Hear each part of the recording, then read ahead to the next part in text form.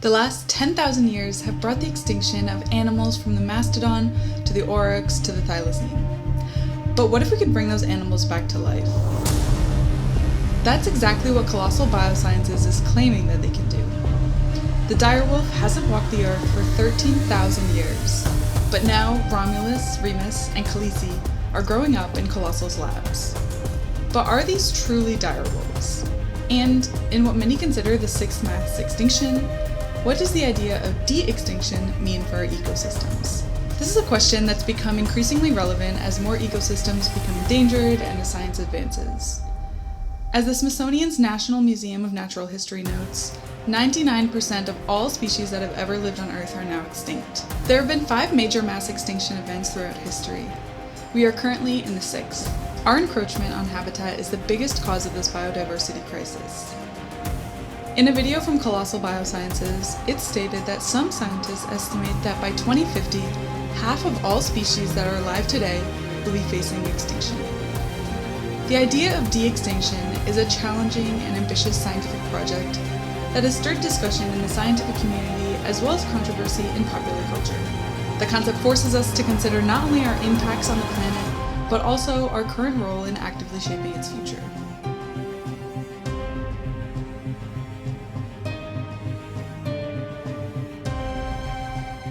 The field of de-extinction can be defined by 3 main methods.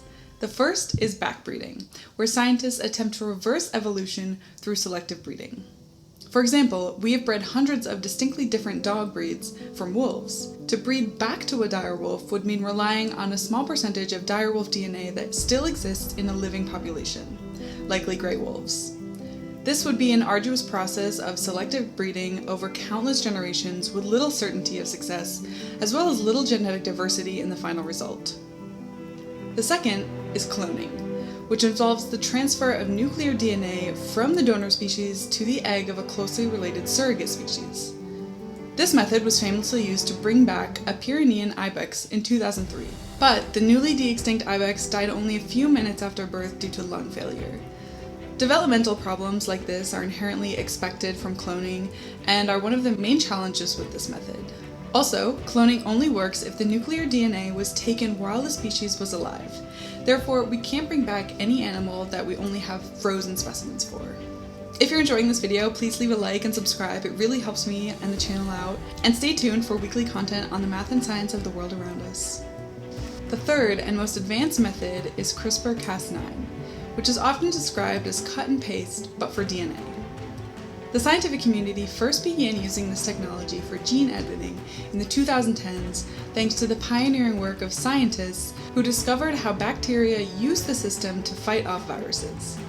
Today, CRISPR is a tool used across biology, from creating more resilient crops to developing new medical therapies. This is the primary method being used by Colossal Biosciences, where scientists take DNA that is still mostly intact and add bits of the extinct DNA into a closely related living species to make it more like the extinct animal.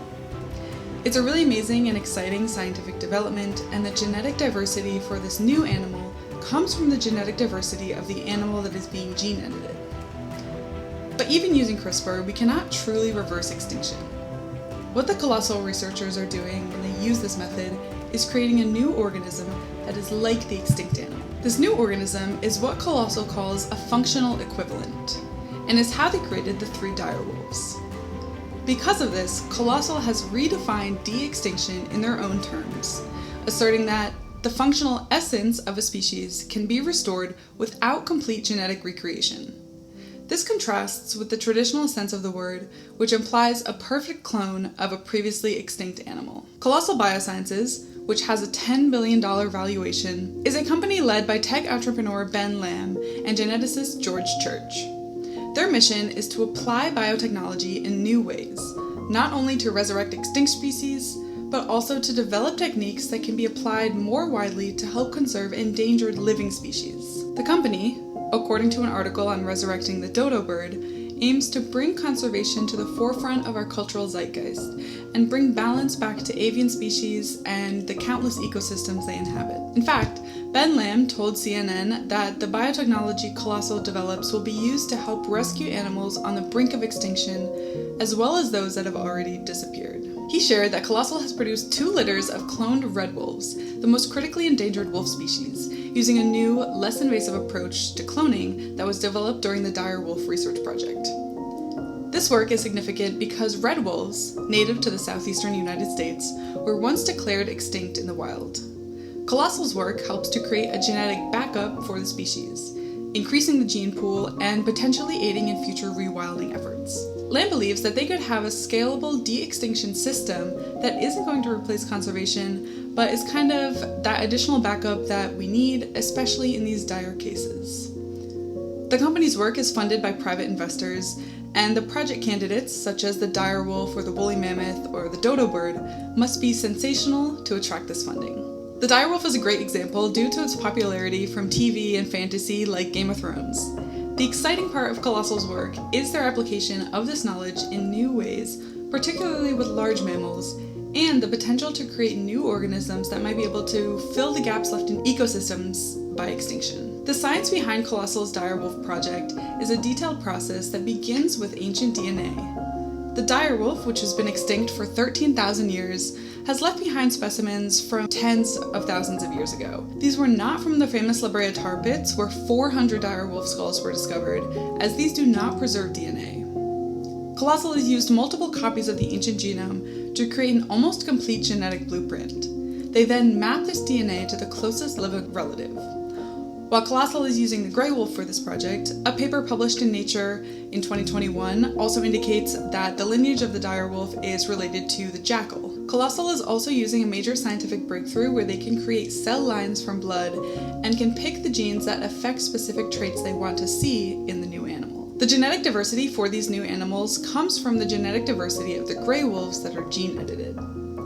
A key breakthrough for the company is multiplex gene editing, which allows them to edit many sites at the same time. So to create what they call the dire wolves, they took gray wolves, a close living relative of the dire wolf, making 20 genetic edits to 14 genes in gray wolves. Knowledge of the dire wolf genome came from 2 viable samples, a tooth and an ear bone.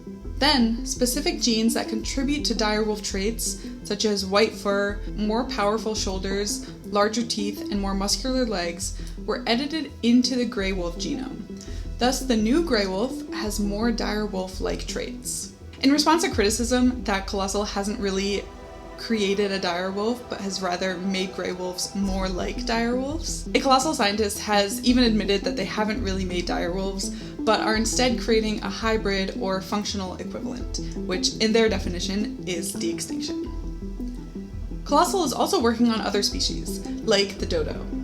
Dr. Martin Stervander, who researches the genomics of flightless birds at the Natural History Museum, says this project is not aiming to resurrect the dodo as it originally was, but instead to produce a hybrid lineage which resembles the dodo to a reasonable degree.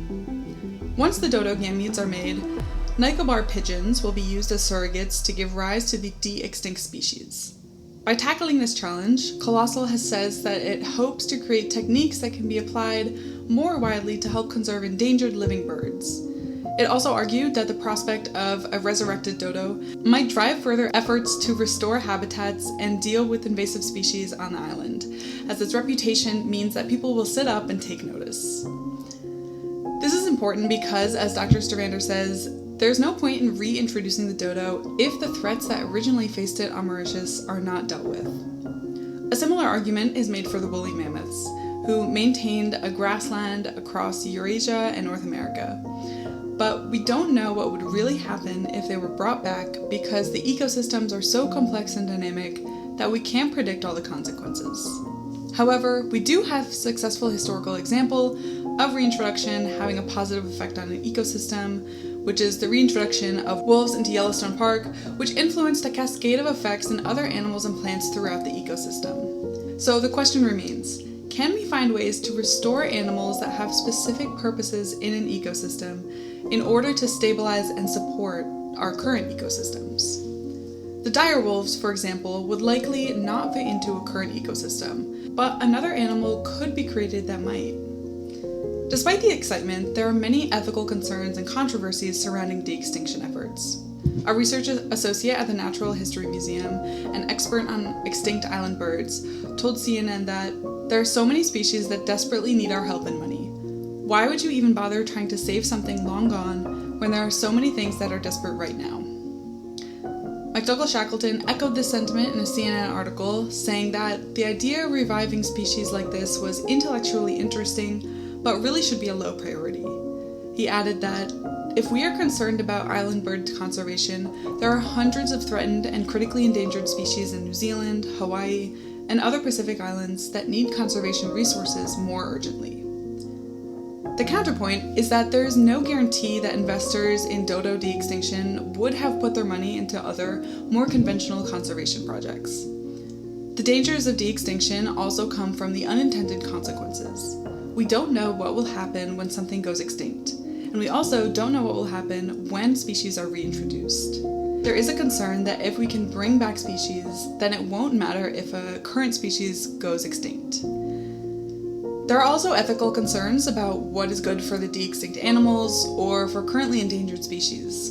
Public health issues such as food sources are also a concern. This work, however, is a great development for science, allowing us to learn about the development of cells and embryos and to increase genetic diversity in endangered species. Scientific American pointed out in an editorial on de-extinction that the technologies involved could have secondary applications, specifically to help species on the verge of extinction regain their genetic diversity.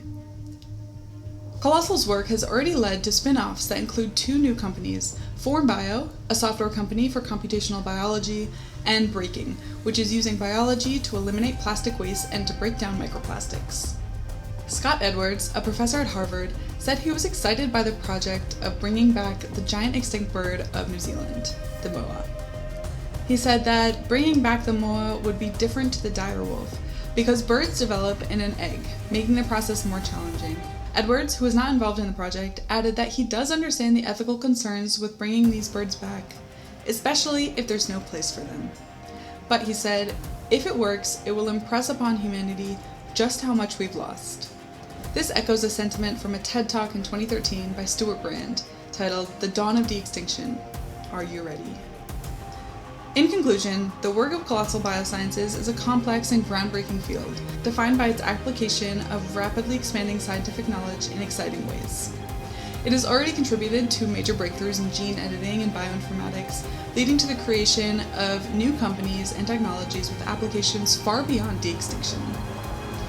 While the discourse surrounding Colossal's project has popularized the idea of de-extinction, it's important to remember that this work will not be the sole solution to the biodiversity crisis. The crisis is happening because of human encroachment on ecosystems and a changing climate, so other solutions will be needed as well.